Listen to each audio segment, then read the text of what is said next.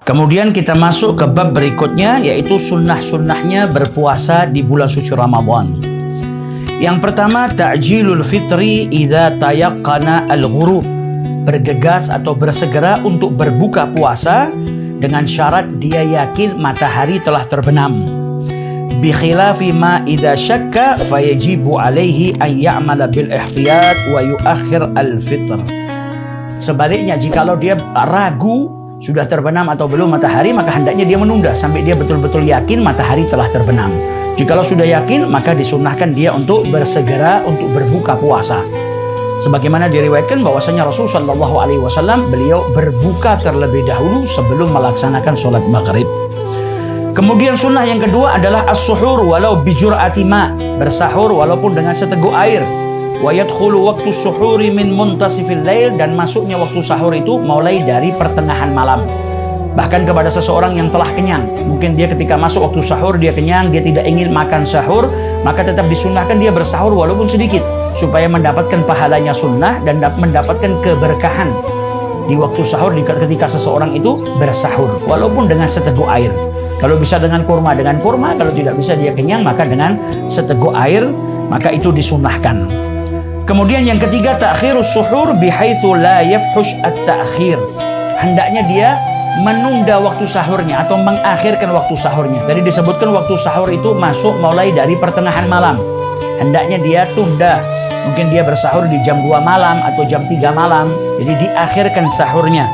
Wa yumsiku nadban 'anil akli qabla al-fajri binahwi 50 ayah, dan kemudian dia menahan untuk tidak makan lagi, tidak minum lagi, atau yang disebut dengan imsak. Dianjurkan dia untuk menahan, tidak makan, tidak minum lagi sebelum datangnya waktu fajar, kurang lebih bacaan Quran sebanyak 50 ayat, atau di sini disebutkan rubbis sa'ah, kurang lebih 15 menit.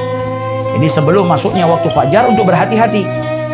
Selesaikan makan, selesaikan minum, kurang lebih seperti seseorang yang membaca Al-Quran selama sebanyak 50 ayat.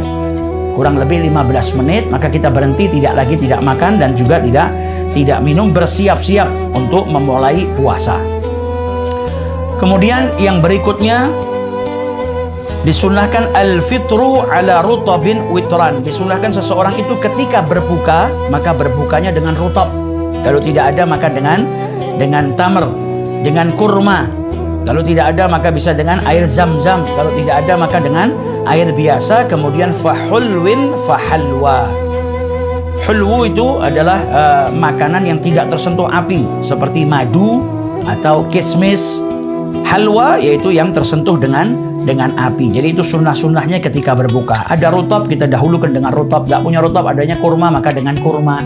Gak ada kurma, maka dengan air zam-zam. Gak ada air zam-zam, dengan air biasa. Nah, itu sunnahnya ketika seseorang untuk berbuka puasa. Kemudian al-ityanu bidu'ail iftar. Jangan lupa juga untuk membaca doa ketika berbuka puasa. Jadi ketika kita sudah makan makanan untuk membatalkan puasa, yaitu berbuka puasa, setelah itu kita membaca doanya berbuka puasa. Allahumma laka sumtu wa bika amantu wa ala rizkika aftartu dhahaba adh-dhama'u wa ibtallatil 'uruku wa thabata al-ajru insyaallah. Alhamdulillahilladzi a'anani fasumtu wa razaqani fa aftartu. Allahumma inni as'aluka bi rahmatika allati wasi'at kulla syai'in an taghfira li wa tad'u bima syaa. Kemudian berdoa sesuai dengan doa yang hendak ia panjatkan. Kemudian sunnahnya lagi ketika seseorang itu berpuasa atau di bulan suci Ramadan, taftirus shaimin, memberikan buka puasa kepada orang-orang yang berpuasa, lima fihi minal ajril kabir, karena ada pahala yang besar yang Allah berikan kepada seseorang yang memberikan buka puasa kepada orang yang sedang berbuka. Itu mendapatkan pahala puasa tanpa mengurangi pahala orang yang dia beri makan puasa.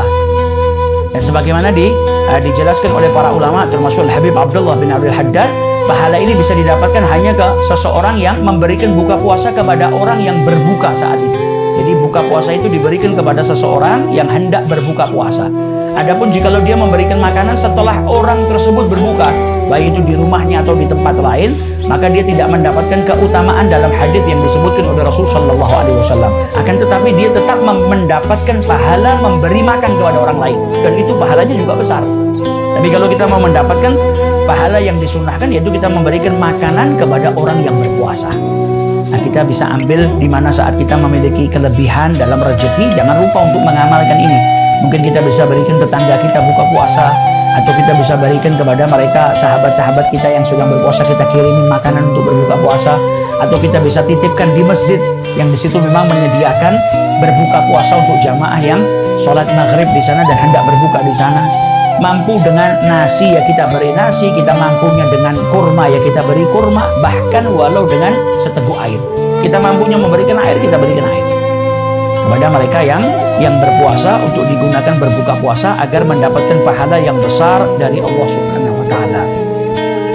Kemudian sunnah yang berikutnya al-ightisalu minal janabati qabla al-fajri khurujan minal khilaf, yaitu mandi janabah.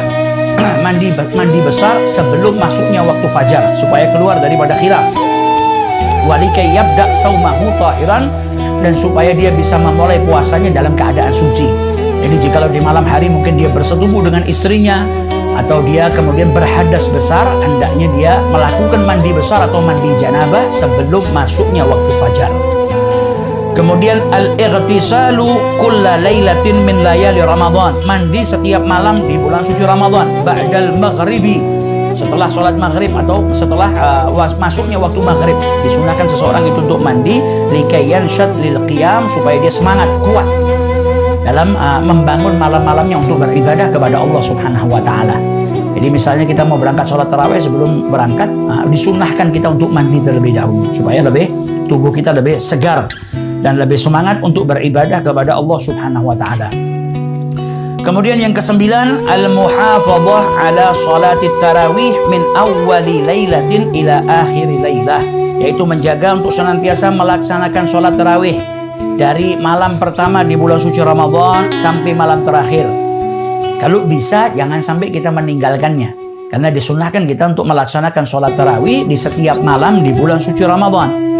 Sebagaimana disabdakan oleh Rasulullah SAW, man qama Ramadhana, barang siapa yang membangun atau bangun di bulan suci Ramadan itu imanan wahtisaban, dalam keadaan keimanan dan juga keikhlasan semata-mata karena Allah, ghufira lahu ma taqaddama min dhanbihi, maka dosa-dosanya yang lalu akan diampuni oleh Allah Subhanahu wa taala. Wal maksud bi qiyami Ramadan, dan yang dimaksud dengan membangun Ramadan atau bangun di bulan suci Ramadan adalah salatut tarawih, melaksanakan salat tarawih.